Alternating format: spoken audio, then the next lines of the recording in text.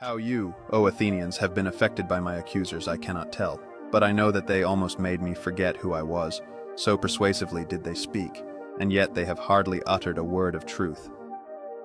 But of the many falsehoods told by them there was one which quite amazed me.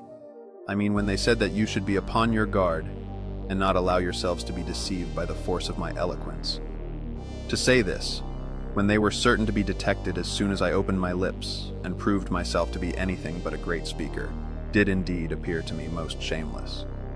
Unless by the force of eloquence they mean the force of truth, for if such is their meaning, I admit that I am eloquent. But in how different a way from theirs? Well, as I was saying, they have scarcely spoken the truth at all. But from me you shall hear the whole truth. Not, however, delivered after their manner in a set oration duly ornamented with words and phrases, but rather with simplicity and clarity, aiming to unveil the essence of truth that lies beneath their elaborate fabrications. No, by heaven, but I shall use the words and arguments which occur to me at the moment, for I am confident in the justice of my cause. At my time of life I ought not to be appearing before you, O men of Athens, in the character of a juvenile orator. Let no one expect it of me, and I must beg of you to grant me a favor. If I defend myself in my accustomed manner, and you hear me using the words which I have been in the habit of using in the agora, at the tables of the money changers, or anywhere else, I would ask you not to be surprised, and not to interrupt me on this account. For I am more than 70 years of age, and appearing now for the first time in a court of law, I am quite a stranger to the language of the place, and therefore I would have you regard me as if I were really a stranger, whom you would accuse if he spoke in his native tongue, and after the fashion of his country. Am I making an unfair request of you? Never mind the manner, which may or may not be good, but think only of the truth of my words, and give heed to that. Let the speaker speak truly, and the judge decide justly. I have to reply to the older charges and to my first accusers, and then I will go on to the later ones. For of old I have had many accusers who have accused me falsely to you during many years, and I am more afraid of them than of Anytus and his associates, who are dangerous too in their own way. But far more dangerous are the others, who began when you were children, and took possession of your minds with their falsehoods, telling of one Socrates, a wise man, who speculated about the heaven above and searched into the earth beneath, and made the worse appear the better cause.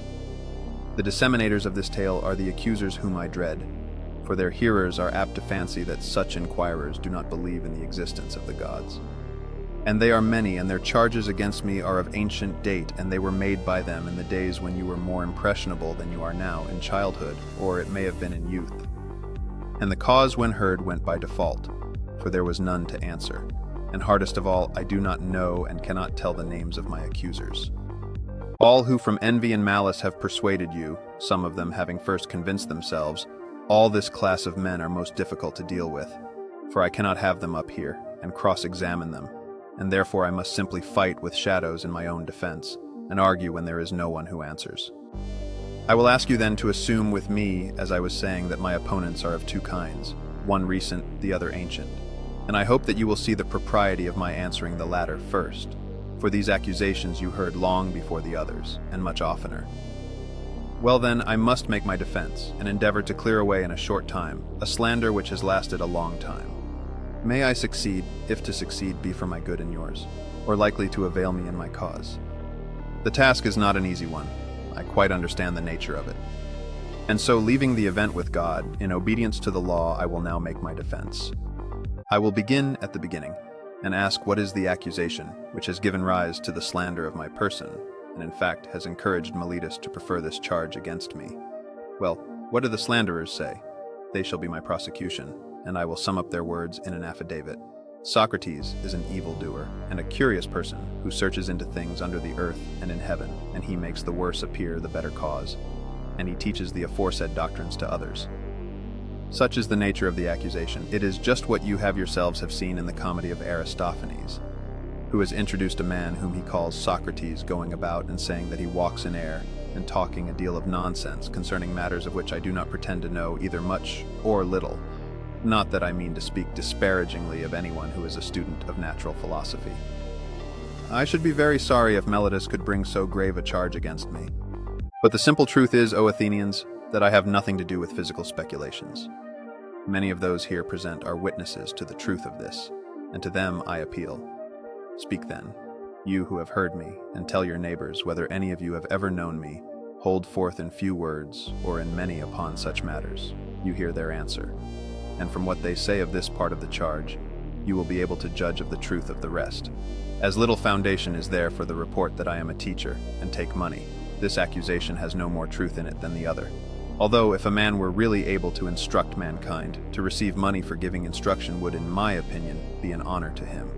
There is Gorgias of Leontium, and Prodicus of Ceos, and Hippias of Elis, who go the round of the cities, and are able to persuade the young men to leave their own citizens by whom they might be taught for nothing, and come to them whom they not only pay, but are thankful if they may be allowed to pay them.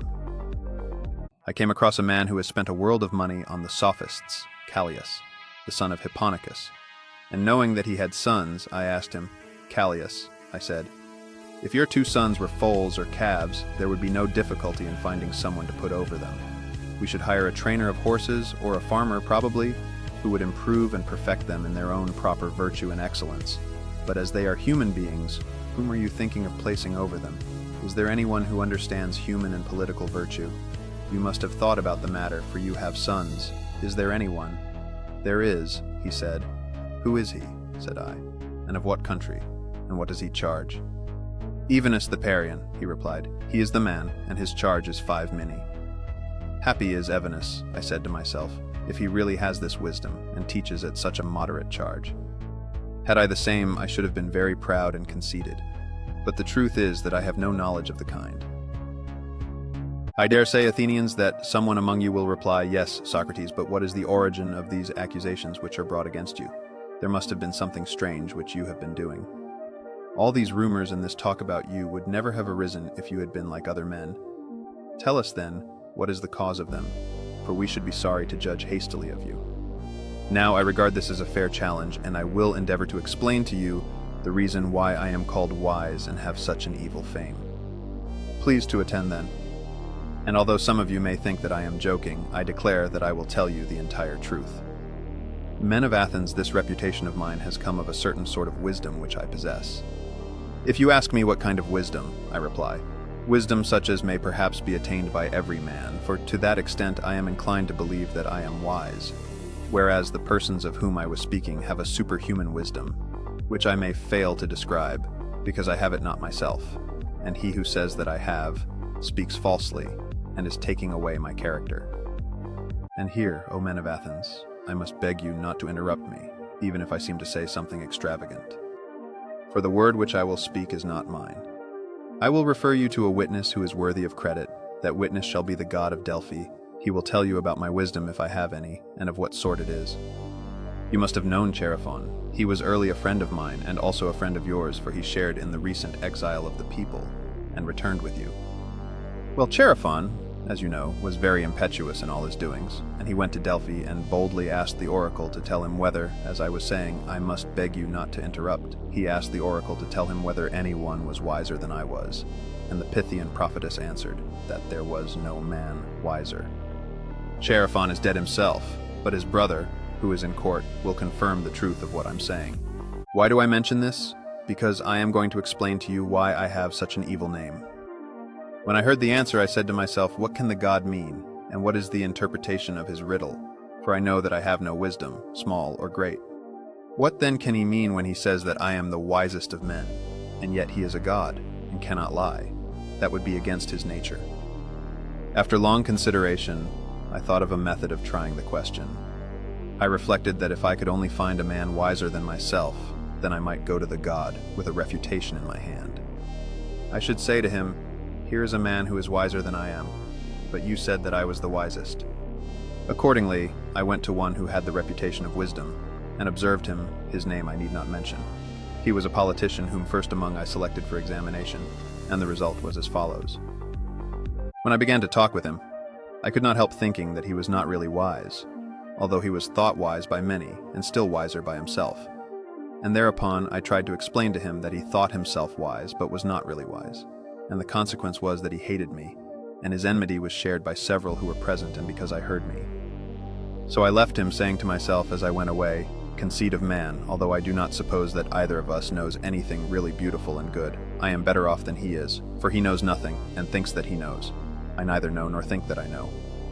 In this latter particular, then, I seem to have slightly the advantage of him. Then I went to another who had still higher pretensions to wisdom, and my conclusion was exactly the same. Whereupon I made another enemy of him, and of many others besides him. Then I went to one man after another, being not unconscious of the enmity which I provoked, and I lamented and feared this. But necessity was laid upon me. The word of God, I thought, ought to be considered first. And I said to myself, I must go to all who appear to know, and find out the meaning of the oracle. And I swear to you, Athenians, by the dog I swear, for I must tell you the truth, the result of my mission was just this. I found that the men most in repute were all but the most foolish, and that others less esteemed were really wiser and better.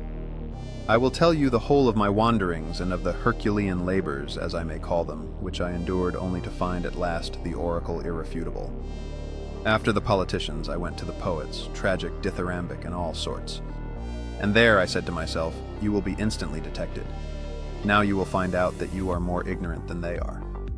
Accordingly, I took them some of the most elaborate passages in their own writings, and asked what was the meaning of them, thinking that they would teach me something.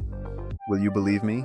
I am almost ashamed to confess the truth, but I must say that there is hardly a person present who would not have talked better about their poetry than they did themselves. Then I knew that not by wisdom do poets write poetry, but by a sort of genius and inspiration. They are like diviners or soothsayers who also say many fine things but do not understand the meaning of them. The poets appeared to me to be much in the same case, and I further observed that upon the strength of their poetry, they believed themselves to be the wisest of men in other things in which they were not wise. So I departed, conceiving myself to be superior to them for the same reason that I was superior to the politicians. At last I went to the artisans. I was conscious that I knew nothing at all, as I may say, and I was sure that they knew many fine things. And here I was not mistaken, for they did know many things of which I was ignorant, and in this they certainly were wiser than I was. But I observed that even the good artisans fell into the same error as the poets. Because they were good workmen, they thought that they also knew all sorts of high matters, and this defect in them overshadowed their wisdom. And therefore I asked myself on behalf of the oracle whether I would like to be as I was, neither having their knowledge nor their ignorance, or like them in both. And I made answer to myself and to the oracle that I was better off as I was. This inquisition has led to my having many enemies of the worst and most dangerous kind, and has given occasion also to many calumnies.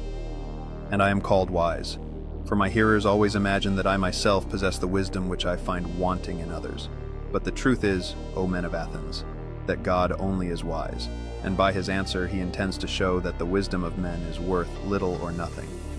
He is not speaking of Socrates, he is only using my name by way of illustration, as if he said, O men, he is the wisest, who, like Socrates, knows that his wisdom is in truth worth nothing. And so I go about the world, obedient to the God, and search and make inquiry into the wisdom of anyone, whether citizen or stranger, who appears to be wise. And if he is not wise, then I show him that he is not wise, and my occupation quite absorbs me, and I have no time to give attention to any public matter of interest or to any concern of my own, but I am in utter poverty by reason of my devotion to the God. There is another thing.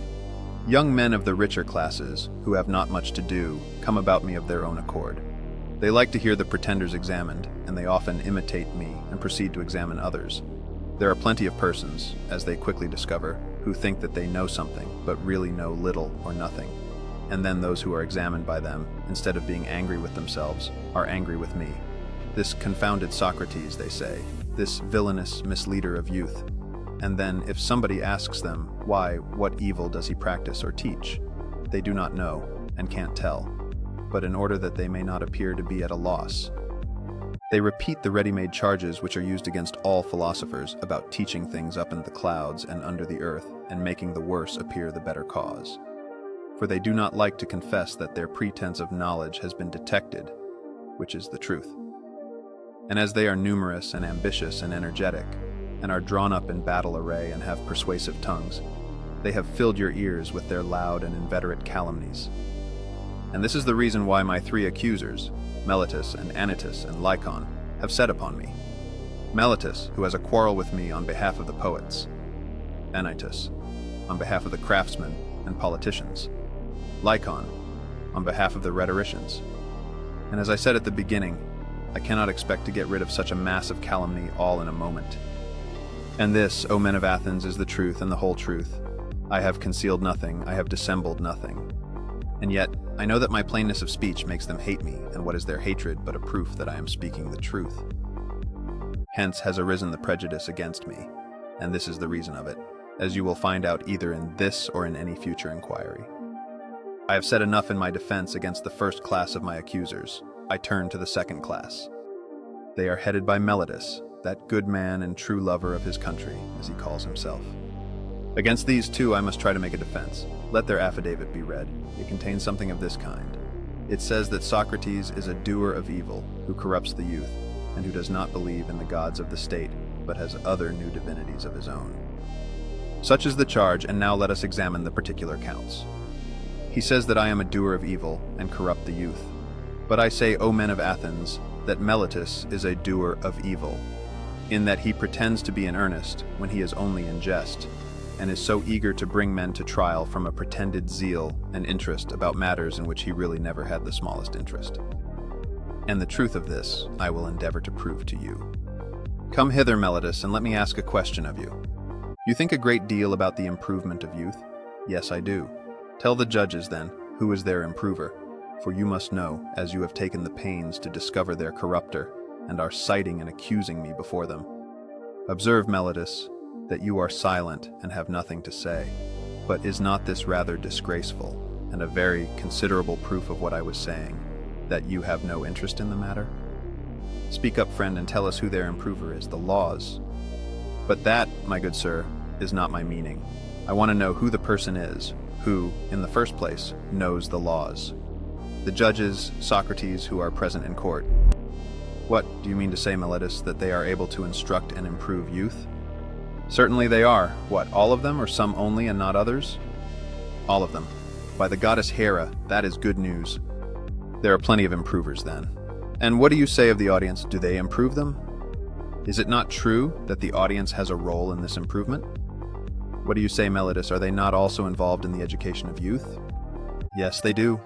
And the senators? Yes, the senators improve them. But perhaps the members of the assembly corrupt them? Or do they too improve them? They improve them. Then every Athenian improves and elevates them, all with the exception of myself, and I alone am their corrupter. Is that what you affirm? That is what I stoutly affirm.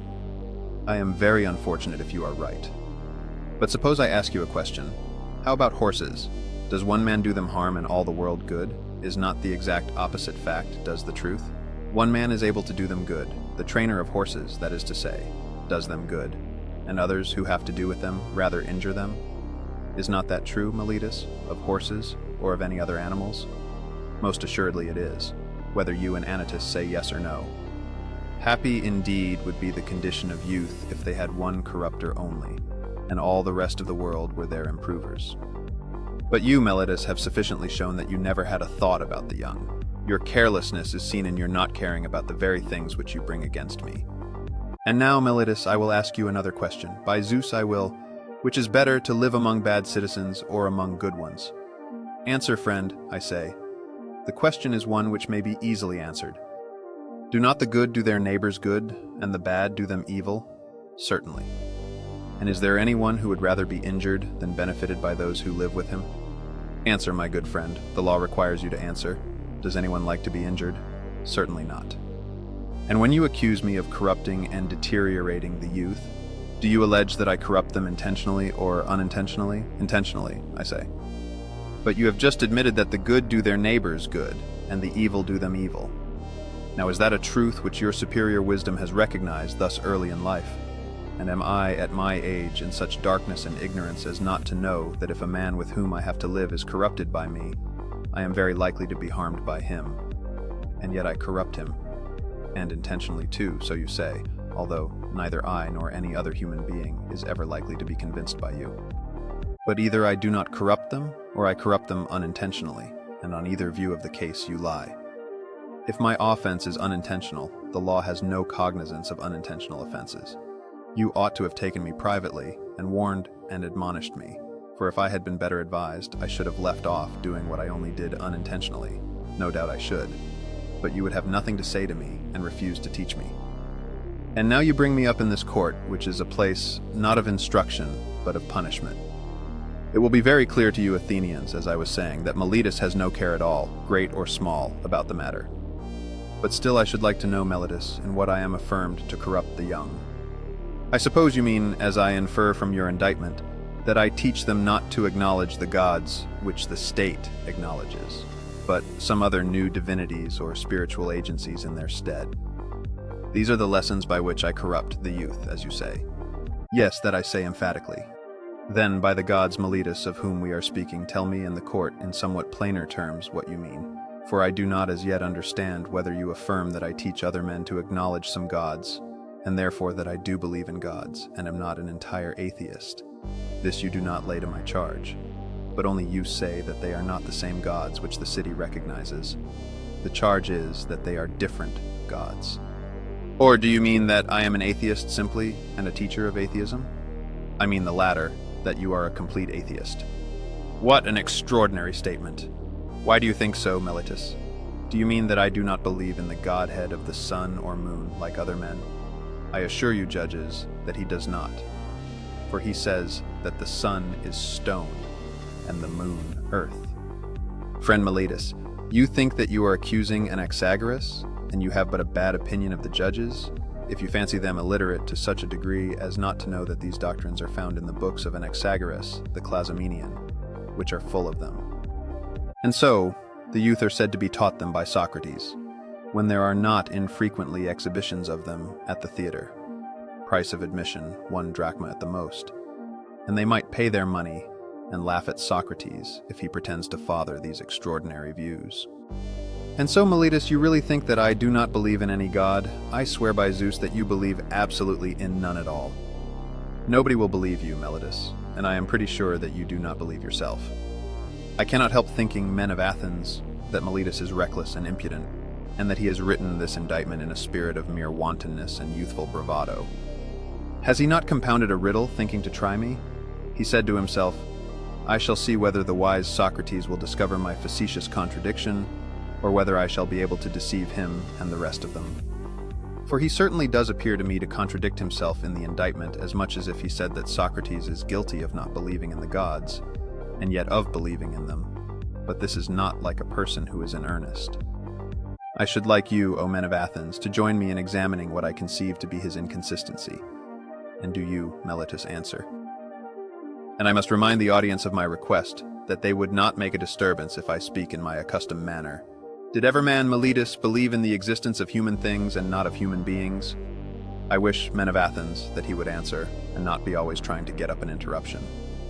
Did ever any man believe in horsemanship and not in horses, or in flute playing and not in flute players? No, my friend, I will answer to you and to the court as you refuse to answer for yourself. There is no man who ever did. But now please to answer the next question. Can a man believe in spiritual and divine agencies and not in spirits or demigods? He cannot. How lucky I am to have extracted that answer by the assistance of the court. But then you swear in the indictment that I teach and believe in divine or spiritual agencies, new or old, no matter for that. At any rate, I believe in spiritual agencies, so you say and swear in the affidavit. And yet if I believe in divine beings, how can I help believing in spirits or demigods? Must I not? To be sure I must, and therefore I may assume that your silence gives consent. Now what are spirits or demigods? Are they not either gods or the sons of gods? Certainly they are. But this is what I call the facetious riddle invented by you. The demigods or spirits are gods, and you say first that I do not believe in gods, and then again that I do believe in gods, that is, if I believe in demigods. For if the demigods are the illegitimate sons of gods, whether by the nymphs or by any other mothers, of whom they are said to be the sons, what human being will ever believe that there are no gods if they are the sons of gods? You might as well affirm the existence of mules and deny that of horses and asses. Such nonsense, Meletus, could only have been intended by you to make trial of me. You have put this into the indictment because you had nothing real of which to accuse me. But no one who has a particle of understanding will ever be convinced by you that the same men can believe in divine and superhuman things, and yet not believe that there are gods and demigods and heroes. I have said enough in answer to the charge of Meletus. Any elaborate defense is unnecessary, but I know only too well how many are the enmities which I have incurred, and this is what will be my destruction if I am destroyed, not Meletus, nor yet Anytus, but the envy and detraction of the world, which has been the death of many good men, and will probably be the death of many more. There is no danger of my being the last of them. Strange indeed would be my conduct, O men of Athens, if I who, when I was ordered by the generals whom you chose to command me at Potidaea and Amphipolis and Delium, remained where they placed me, like any other man, facing death. If now, when, as I conceive and imagine, God orders me to fulfill the philosopher's mission of searching into myself and other men, I were to desert my post through fear of death, or any other fear, that would indeed be strange, and I might justly be arraigned in court for denying the existence of the gods if I disobeyed the oracle because I was afraid of death, fancying that I was wise when I was not wise. For the fear of death is indeed the pretense of wisdom, and not real wisdom, being a pretense of knowing the unknown. And no one knows whether death, which men in their fear apprehend to be the greatest evil, may not be the greatest good. Is not this ignorance of a disgraceful sort, the ignorance which is the conceit that a man knows what he does not know? Let me die forthwith, he replies, and be avenged of my enemy, rather than abide here by the beaked ships, a laughingstock and a burden of the earth. Had Achilles any thought of death and danger? For wherever a man's place is, whether the place which he has chosen or that in which he has been placed by a commander, there he ought to remain in the hour of danger. He should not think of death or of anything but of disgrace. And this, O men of Athens, is a true saying. No, and in this respect only I believe myself to differ from men in general, and may perhaps claim to be wiser than they are, that whereas I know but little of the world below, I do not suppose that I know, but I do know that injustice and disobedience to a better, whether God or man, is evil and dishonorable, and I will never fear or avoid a possible good rather than a certain evil. And therefore, if you let me go now, all you who are not convinced by Anytus, who said that since I had been prosecuted, I must be put to death, or if not, that I ought never to have been prosecuted at all, and that if I escape now, your sons will all be utterly ruined by listening to my words. If you say to me, Socrates, this time we will not mind Anytus, and you shall be let off, but upon one condition, that you are not to inquire and speculate this way any more, and that if you are caught doing so again, you shall die. If this was the condition on which you let me go, I should reply, men of Athens, I honor and love you, but I shall obey God rather than you, and while I have life and strength, I shall never cease from the practice and teaching of philosophy, exhorting anyone whom I meet and saying to him after my manner, you, my friend, a citizen of the great and mighty and wise city of Athens, are you not ashamed of heaping up the greatest amount of money and honor and reputation, and caring so little about wisdom and truth and the greatest improvement of the soul, which you never regard or heed at all?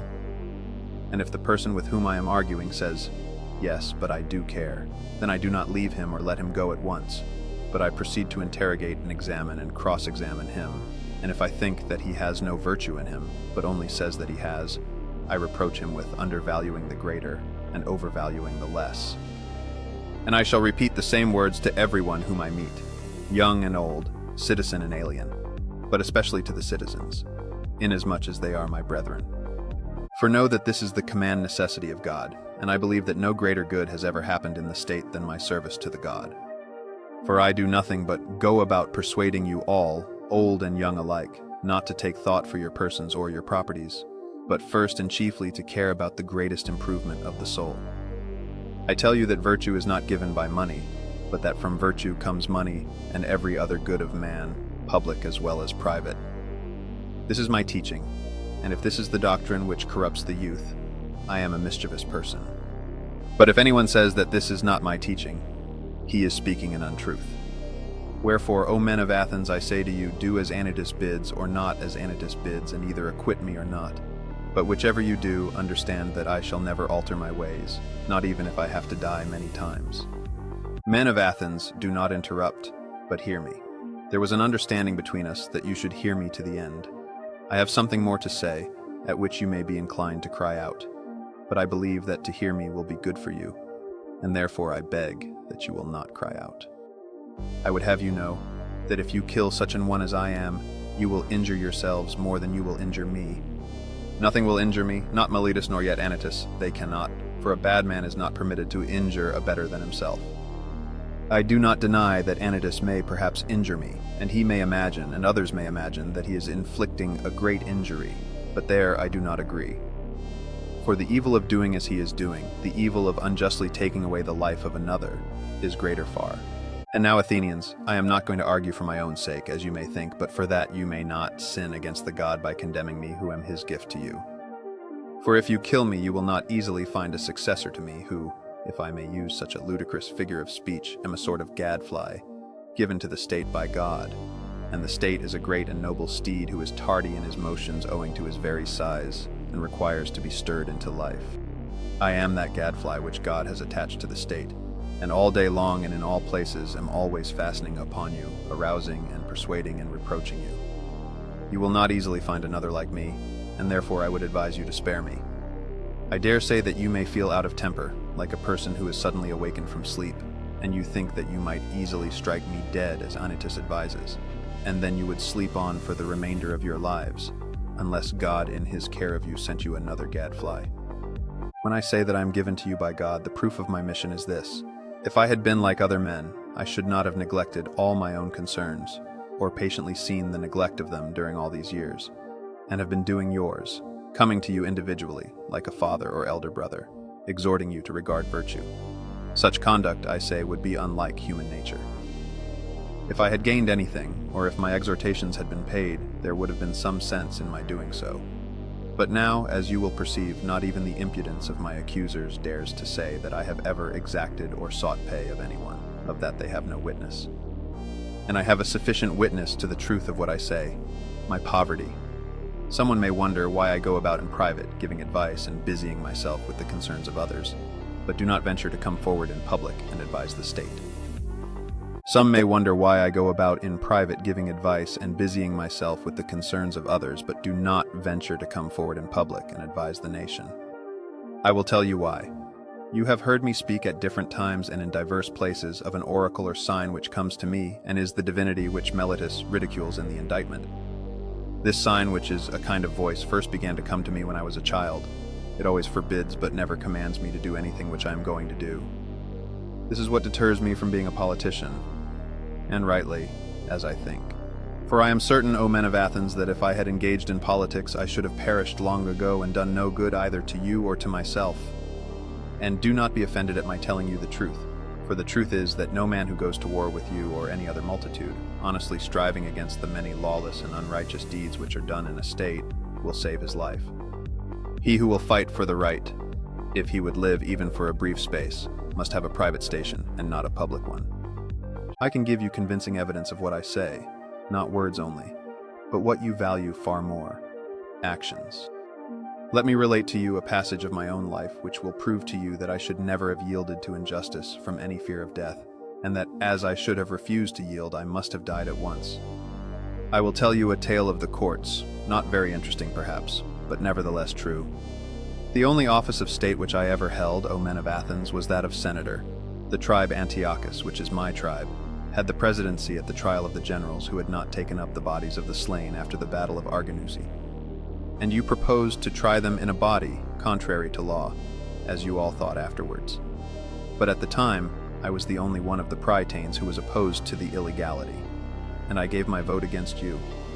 And when the orators threatened to impeach and arrest me, and you called and shouted, I made up my mind that I would run the risk, having law and justice with me, rather than take part in your injustice because I feared imprisonment and death. This happened in the days of the democracy. But when the oligarchy of the 30 was in power, they sent for me and 4 others into the rotunda and bade us bring Leon the Salaminian from Salamis, as they wanted to put him to death. This was a specimen of the sort of commands which they were always giving with the view of implicating as many as possible in their crimes. And then I showed, not in word only but in deed, that, if I may be allowed to use such an expression, I cared not a straw for death, and that my great and only care was lest I should do an unrighteous or unholy thing. For the strong arm of that oppressive power did not frighten me into doing wrong. And when we came out of the rotunda, the other 4 went to Salamis and fetched Leon, but I went quietly home, for which I might have lost my life, had not the power of the 30 shortly afterwards come to an end. And many will witness to my words. Now, do you really imagine that I could have survived all these years if I had led a public life, supposing that like a good man I had always maintained the right and had made justice, as I ought, the first thing? No, indeed, men of Athens, neither I nor any other man. But I have been always the same in all my actions, public as well as private, and never have I yielded any base compliance to those who are slanderously termed my disciples, or to any other. Not that I have any regular disciples, but if anyone likes to come and hear me while I am pursuing my mission, whether he be young or old, he is not excluded. Nor do I converse only with those who pay, but anyone, whether he be rich or poor, may ask and answer me and listen to my words. And whether he turns out to be a bad man or a good one, neither result can be justly imputed to me, for I never taught or professed to teach him anything. And if anyone says that he has ever learned or heard anything from me in private which all the world has not heard, let me tell you that he is lying. But I shall be asked, why do people delight in continually conversing with you? I have told you already, Athenians, the whole truth about this matter. They like to hear the cross-examination of the pretenders to wisdom. There is amusement in it. Now this duty of cross-examining other men has been imposed upon me by God, and has been signified to me by oracles, visions, and in every way in which the will of divine power was ever intimated to anyone. This is true, O Athenians, or if not true, would be refuted. If I am or have been corrupting the youth, those of them who are now grown up and have become sensible, that I gave them bad advice in the days of their youth should come forward as accusers and take their revenge. Or if they do not like to come themselves, some of their relatives, fathers, brothers, or other kinsmen, should say what evil their families have suffered at my hands. Now is their time. Now is their time. Many of them I see in the court. There is Crito, who is of the same age and of the same deme with myself, and there is Critobulus, his son, whom I also see. Then again there is Lysanias of Sphetus, who is the father of Aeschines. He is present. And also there is Antiphon of Cephisus, who is the father of Epigenes, and there are the brothers of several who have associated with me. There is Nicostratus, the son of Theostotides, and the brother of Theodotus. Now Theodotus himself is dead, and therefore he at any rate will not seek to stop him. And there is Paralus, the son of Demodocus, who had a brother Theagus, and Adimantus, the son of Ariston, whose brother Plato is present, and Aeantodorus, who is the brother of Apollodorus, whom I also see. I might mention a great many others, some of whom Melitus should have produced as witnesses in the course of his speech, and let him still produce them. If he has forgotten, I will make way for him. And let him say, if he has any testimony of the sort which he can produce. Nay, Athenians, the very opposite is the truth. For all these are ready to witness on behalf of the corrupter, of the injurer of their kindred, as Meletus and Anytus call me. Not the corrupted youth only, there might have been a motive for that, but their uncorrupted elder relatives. Why should they too support me with their testimony? Why indeed, except for the sake of truth and justice, and because they know that I am speaking the truth, and that Meletus is a liar? Well, Athenians, this and the like of this is all the defense which I have to offer. Yet one word more. Perhaps there may be someone who is offended at me when he calls to mind how he himself on a similar, or even a less serious occasion, prayed and entreated the judges with many tears, and how he produced his children in court, which was a moving spectacle, together with a host of relations and friends. Whereas I, who am probably in danger of my life, will do none of these things. The contrast may occur to his mind, and he may be set against me, and vote in anger, because he is displeased at me on this account. Now if there be such a person among you, mind, I do not say that there is. To him I may fairly reply, my friend, I am a man, and like other men, a creature of flesh and blood, and not of wood or stone, as Homer says. And I have a family, yes, and sons, O Athenians, 3 in number, 1 almost a man, and 2 others who are still young, and yet I will not bring any of them hither in order to petition you for an acquittal. And why not? Not from any self-assertion or want of respect for you. Whether I am or am not afraid of death is another question, of which I will not now speak. But, having regard to public opinion, I feel that such conduct would be discreditable to myself, and to you, and to the whole state. One who has reached my years and who has a name for wisdom ought not to demean himself. Whether this opinion of me be deserved or not, at any rate the world has decided that Socrates is in some way superior to other men. And if those among you who are said to be superior in wisdom and courage and any other virtue demean themselves in this way? How shameful is their conduct! I have seen men of reputation, when they have been condemned, behaving in the strangest manner. They seem to fancy that they were going to suffer something dreadful if they died, and that they would be immortal if you only allowed them to live. And I think that such are a dishonor to the state, and that any stranger coming in would have said of them that the most eminent men of Athens, to whom the Athenians themselves give honor and command, are no better than women. And I say that these things ought not to be done by those of us who have a reputation, and if they are done, you ought to not permit them. You ought rather to show that you are far more disposed to condemn the man who gets up a doleful scene and makes the city ridiculous than him who holds his peace. But, setting aside the question of public opinion, there seems to be something wrong in asking a favor of a judge, and thus procuring an acquittal instead of informing and convincing him. For his duty is not to make a present of justice, but to give judgment, and he has sworn that he will judge according to the laws, and not according to his own good and pleasure. And we ought not to encourage you, nor should you allow yourselves to be encouraged, in this habit of perjury. There can be no piety in that. Do not then require me to do what I consider dishonorable and impious and wrong, especially now, when I am being tried for impiety on the indictment of Meletus. For if, O men of Athens, by force of persuasion and entreaty I could overpower your oaths, then I should be teaching you to believe that there are no gods, and in defending should simply convict myself of the charge of not believing in them. But that is not so, far otherwise. For I do believe that there are gods, and in a sense higher than that in which any of my accusers believe in them. And to you and to God I commit my cause, to be determined by you as is best for you and me. Socrates is convicted by the slimmest of margins and gives a second speech. In Athenian jurisprudential practice, the accusers asked for a certain penalty if the accused is convicted, and the accused argues for a different, usually more lenient penalty. For instance, if the accusers ask for the death penalty, it was customary for the accused to ask for banishment. The lesser punishment tended to be chosen in just about every case. Socrates' second speech is an argument for a different penalty rather than death. But Socrates argues that he is doing a great service to the state of Athens, so that the appropriate penalty would be to pay him a stipend for the rest of his life to support him in his criticism of individual citizens of Athens. This goes over like a lead balloon, and the Senate sentences him to death. In his final speech, Socrates tells the Athenians that they will be shamed in the future for their action and explains why he doesn't fear death. Let us reflect in another way, and we shall see that there is great reason to hope that death is a good.